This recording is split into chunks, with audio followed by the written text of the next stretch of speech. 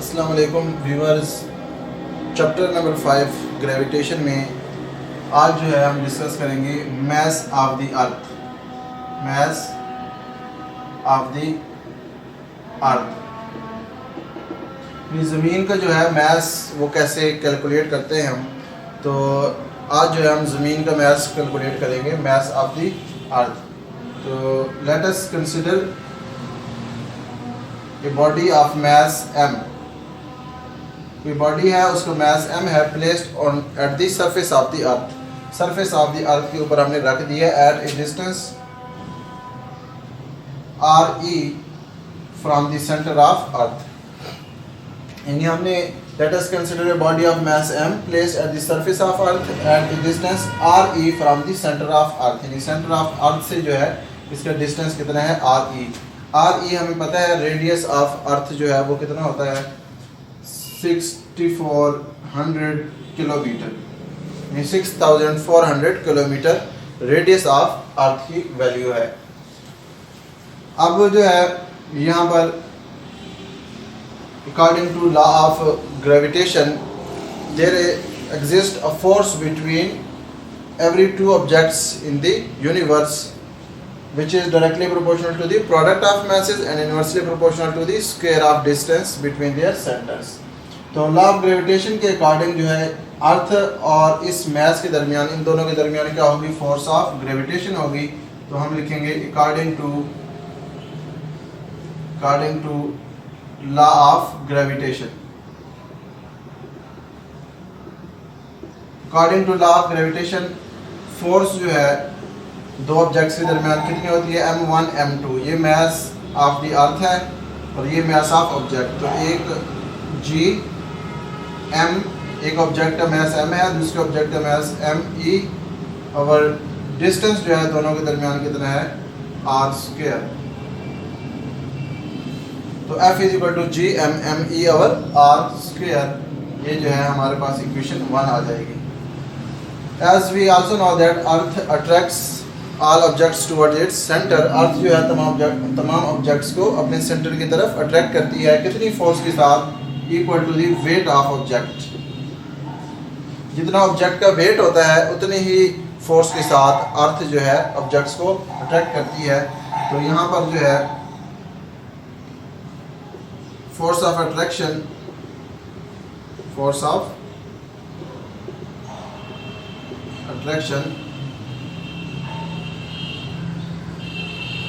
जो है अर्थ की कितनी होगी, F is equal to F G is equal to W is equal to M G, equal to the weight of the object. जितना object का weight है अर्थ उतनी उस पर क्या लगा रही है, फोर्स लगा रही है।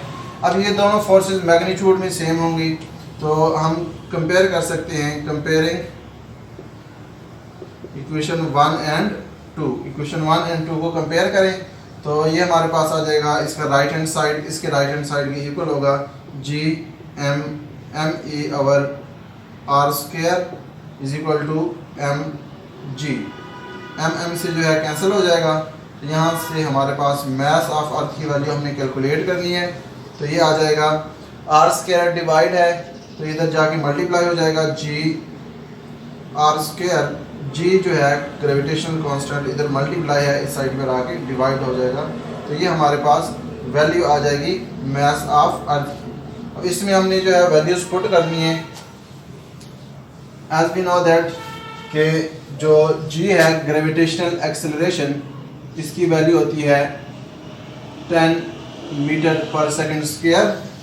जो रेडियस ऑफ अर्थ है, रेडियस ऑफ अर्थ की वैल्यू होती है 6400 किलोमीटर। या यहाँ पर हम मीटर में लिखेंगे क्योंकि हम जब भी वैल्यूज पुट करते हैं तो सारी SI यूनिट्स में। तो SI यूनिट जो है लेंथ की वो क्या होती है, मीटर। तो इधर हम पुट करेंगे 6400 और किलो की जगह 301 किलो जो है 1000 के बराबर होता है। तो ये 6400 किलोमीटर था, इसको हमने किस में लिख दिया, मीटर में। और ग्रेविटेशनल कांस्टेंट जी, ग्रेविटेशनल कांस्टेंट जी की वैल्यू जो है वो होती है 6.673 मल्टीप्लाई बाई 10 की पावर -11 न्यूटन मीटर स्क्वायर पर kg स्क्वायर। तो ये सारी वैल्यूज हम पुट कर देंगे इक्वेशन नंबर 3 में। तो putting values in equation 3। Equation 3 में जो है मास ऑफ अर्थ की वैल्यू हमारे पास आ जाएगी जी ग्रेविटेशनल एक्सीलरेशन की वैल्यू कितनी है 10।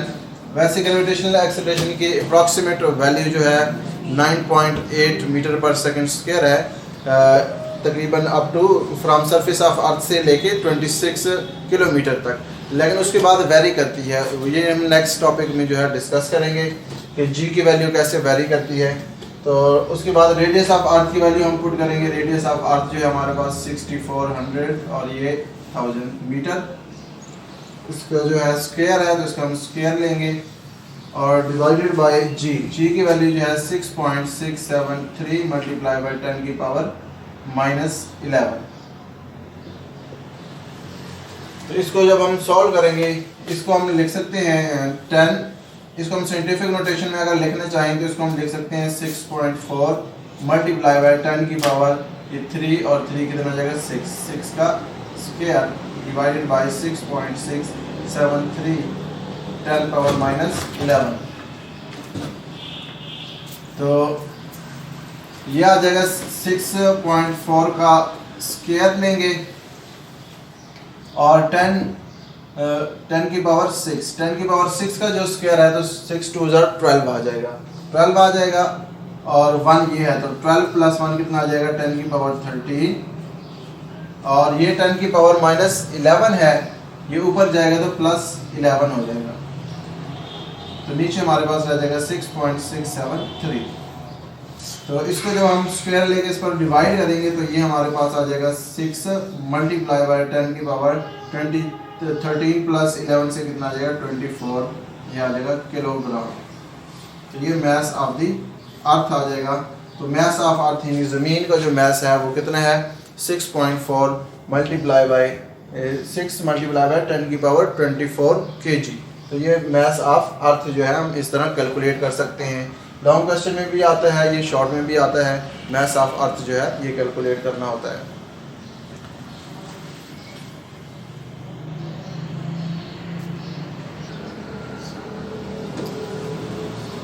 इसके बाद जो नेक्स्ट टॉपिक है वो है variation in value of G with altitude. Altitude जो है वो हाइट को कहते हैं, यानी हाइट के लिहाज से जी की वैल्यू में क्या चेंजेस आती हैं। अगर हम सपोज करें कि ये अर्थ है, ये सेंटर ऑफ अर्थ, यहाँ से रेडियस ऑफ अर्थ की वैल्यू हमने पढ़ी है 6400 किलोमीटर, ये सेंटर ऑफ अर्थ है। यहाँ से अगर हम हाइट पर जाएंगे, फॉर एग्जांपल यहाँ पर हम ऑब्जेक्ट रख लेते हैं। अब अगर यहाँ पर हम जी की वैल्यू फाइंड करेंगे तो जी की वैल्यू एट हाइट h, यानी हमने कहा था कि अगर हम सरफेस ऑफ अर्थ से तकरीबन 26 किलोमीटर तक जो है जाते हैं तो जी की जो वैल्यू है वो कांस्टेंट होती है 9.8 मीटर पर सेकंड स्क्वायर, या अप्रॉक्सीमेट हम लेते हैं 10 मीटर पर सेकंड स्क्वायर। लेकिन अगर हम इससे ऊपर जाएं मज़ीद तो जी की जो वैल्यू है वो क्या होती है, चेंज होती है। जी की वैल्यूज़ में जो है चेंजेस आती हैं। क्या चेंजेस आती हैं जी की? अभी हमने मास ऑफ अर्थ का जो फार्मूला डिराइव किया था वो हमारे पास आया था। यानी हमने कहा था कि अगर ऑब्जेक्ट है, ऑब्जेक्ट पर ऑब्जेक्ट और मास ऑफ अर्थ के दरमियान जो फोर्स ऑफ ग्रेविटेशन थी वो क्या थी, G M E over R square. सिर्फ आर था, अब हाइट एच भी है तो टोटल डिस्टेंस हो जाएगा आर प्लस एच। तो total distance R plus H का स्क्वायर और मास ऑफ जो ऑब्जेक्ट का वेट होगा वो कितना होगा एम जी। तो एम से कट जाएगा तो ये हमारे पास जी की वैल्यू आ जाएगी। अब ये जो जी की वैल्यू इसके साथ हम जी एच लिखेंगे सबस्क्रिप्ट में। सबस्क्रिप्ट में एच क्यों लिखेंगे? क्योंकि जी की वैल्यू जो है वो क्या है, हाइट के लिहाज से, यानी डिफरेंट हाइट के लिहाज से जी की वैल्यू डिफरेंट होती है। इसलिए हम लिख रहे हैं जी एच, यानी जितनी हाइट है उस हाइट पर जी की वैल्यू कितनी होगी। तो ये आ जाएगा जी एम ई और आर प्लस एच का स्क्वायर। तो ये फार्मूला है जी एच का। तो यहाँ से अगर हम देखें तो value of G is inversely proportional from the square of distance from the radius, square of distance from the centre of Earth. ये सेंटर ऑफ अर्थ से लेके जितने भी डिस्टेंस होगा उसकी क्या है, इन्वर्सली प्रोपोर्शनल है। डिस्टेंस जितना जितना बढ़ता जाएगा, हाइट की वैल्यू जितनी इंक्रीज होती जाएगी, एच की वैल्यू उतनी ही क्या होती जाएगी, डिक्रीज होती जाएगी। और जितना हम यानी अपवर्ड जाएंगे, चैप्टर नंबर 2 में जो है ये हम डिस्कस कर चुके हैं कि for objects moving upward value of g जो है नेगेटिव होती है, और फॉर ऑब्जेक्ट फॉलिंग डाउनवर्ड या towards earth value of g जो है पॉजिटिव होती है। तो हम जितना ऊपर जाते हैं तो जी की वैल्यू क्या होती है, डिक्रीज होती है, जितना नीचे आते हैं जी की वैल्यू क्या होती है, इंक्रीज होती है, क्योंकि ये किस चीज़ पर डिपेंड कर रही है, inversely proportional from the square of distance from the centre of Earth. Centre of Earth से जो हम जितना भी दूर जाएंगे, अपवर्ड जाएंगे, जी की वैल्यू उतनी ही क्या होती जाएगी, डिक्रीज होती जाएगी। तो ये जी एच की वैल्यू आ गई है कि the value of G is inversely proportional from the square of distance from the centre of Earth. Centre of Earth से इनवर्सली प्रोपोर्शनल है स्क्वायर ऑफ डिस्टेंस के। जितना हम अपवर्ड जाते हैं जी की वैल्यू डिक्रीज होती है, जितना हम डाउनवर्ड आएंगे जी की वैल्यू इंक्रीज होगी।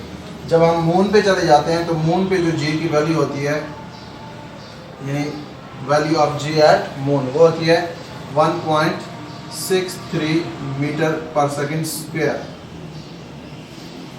तो मून पे जब हम जाते हैं तो मून पे जो वैल्यू ऑफ जी है वो 6 टाइम क्या हो जाती है, डिक्रीज हो जाती है, यानी value of G at Earth divided by 6। तो मून पे पहुंचते जो है जी की वैल्यू 6 टाइम क्या हो जाती है, डिक्रीज हो जाती है। इस तरह हम फर्दर जितना ऊपर जाएंगे तो जी की वैल्यू उतनी ही क्या होती जाएगी, यानी ग्रेविटेशनल फील्ड जो है, जितनी ग्रेविटेशनल फोर्स जितनी वीक होती जाएगी, जी की वैल्यू भी उतनी ही क्या होती जाती है, कम होती जाती है। इसके बाद जो टॉपिक है वो है आर्टिफिशियल सैटेलाइट्स।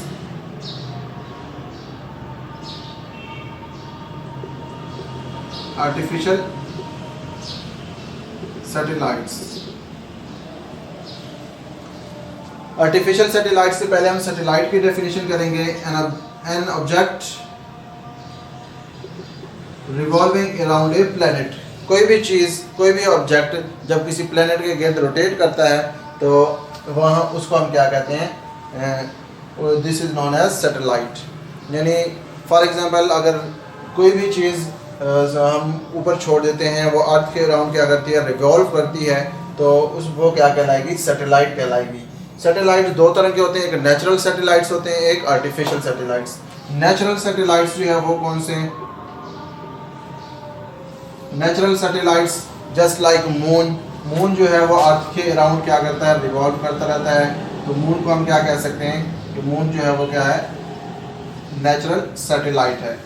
या अर्थ जो है वो सन के अराउंड रोटेट करती रहती है, तो अर्थ भी जो है ये क्या है, नेचुरल सैटेलाइट है। दूसरे होते हैं आर्टिफिशियल सैटेलाइट्स। आर्टिफिशियल सैटेलाइट्स जो है, artificial satellites, artificial satellites the man made satellites are called artificial satellites. यानी जिस तरह जो हम सैटेलाइट्स भेजते हैं अपवर्ड, शटल्स भेजते हैं, रॉकेट्स जो हम ऊपर अपवर्ड भेजते हैं, तो वो जब मूव करते हैं अराउंड द अर्थ तो वो क्या कहलाते हैं, आर्टिफिशियल सैटेलाइट्स। तो आर्टिफिशियल सैटेलाइट्स की डेफिनेशन क्या है कि scientist sent many objects into the space, some of these revolving around the earth, these are called artificial satellites. Scientist ने बहुत सारे ऑब्जेक्ट्स जो है, बहुत सारे ऑब्जेक्ट्स अपवर्ड यानी बहुत सारे रॉकेट्स, शटल्स भेजे हुए हैं ऊपर, उनमें से कुछ जो है वो अर्थ के अराउंड रिवॉल्व करती हैं, तो उनको हम क्या कहते हैं, आर्टिफिशियल सैटेलाइट्स कहते हैं। अब आर्टिफिशियल सैटेलाइट्स में जो है, जो अर्थ के अराउंड मूव करती हैं, उनको हम कहते हैं communication satellites. Communication satellites. Communication satellites means कि जो हम कम्युनिकेशन पर्पस के लिए यूज़ करते हैं, जिस तरह हम मोबाइल के सिग्नल्स जो है, या इंटरनेट के सिग्नल्स, या टीवी चैनल्स, या रेडियो चैनल्स, ये जितने भी आते हैं, ये इन तमाम के सिग्नल्स जो है वो कहाँ से आते हैं, सैटेलाइट से आते हैं। और सैटेलाइट से हमेशा हम सिग्नल्स रिसीव या ट्रांसमिट करते हैं सैटेलाइट को in the form of microwaves. Microwaves की चूँकि वेवलेंथ बहुत कम होती है, इसलिए जो है ये प्रॉपर सिग्नल ट्रांसमिट या रिसीव कर सकती हैं, और बहुत जो है कन्वीनियंट सोर्स है सैटेलाइट से सिग्नल रिसीव या ट्रांसमिट करने के लिए। तो माइक्रोवेव्स के ज़रिए हम सैटेलाइट से, जिन सैटेलाइट से टेलीफोन के सिग्नल्स, मोबाइल के सिग्नल्स या जो है टीवी चैनल्स के सिग्नल या रेडियो सिग्नल्स, ये जो हम ट्रांसमिट या रिसीव करते हैं, तो वो वाली सैटेलाइट्स क्या कहलाती हैं? Communication satellites. There are 24 communication satellites revolving around the earth, यानी अर्थ के अराउंड जो है 24 सैटेलाइट्स क्या करती रहती हैं? रिवॉल्व करती रहती हैं, जिनकी स्पीड्स जो है they cover around the earth twice a day, यानी एक दिन में जो है ये 2 चक्कर कंप्लीट करते हैं अर्थ के अराउंड। अब जो है कम्युनिकेशन सैटेलाइट्स के ज़रिए जो हमें लाइव सिग्नल्स आ रहे हैं, जो हम यूज़ करते हैं, मोबाइल में भी यूज़ करते हैं। आपने देखा होगा कि मोबाइल में लाइव लोकेशन के लिए आप जीपीएस यूज़ करते हैं। तो जीपीएस क्या चीज़ है? जीपीएस जो है ग्लोबल पोजीशनिंग सिस्टम है। ग्लोबल पोजीशनिंग सिस्टम के ज़रिए हम किसी भी वक्त अर्थ पर किसी भी ऑब्जेक्ट की जो है लोकेशन, एग्जैक्ट लोकेशन फाइंड कर सकते हैं अगर उसके साथ ट्रैकर लगा हुआ है। तो या जब हम जीपीएस यूज़ करते हैं, जिस तरह हम ट्रैवल कर रहे होते हैं, तो ट्रैवलिंग के दौरान हम जीपीएस जो है लाइव ऑन हो सकते हैं। तो जब भी आपके मोबाइल की लोकेशन ऑन होती है तो इट्स मीन कि आप लाइव जो है जीपीएस के साथ कनेक्टेड होते हो, ग्लोबल पोजीशनिंग सिस्टम के साथ, यानी कम्युनिकेशन सैटेलाइट्स के साथ आप लाइव कनेक्टेड होते हैं। किसी भी वक्त जो है कहीं पर भी आप हैं तो आपकी एग्जैक्ट लोकेशन जो है कोई भी बंदा फाइंड कर सकता है।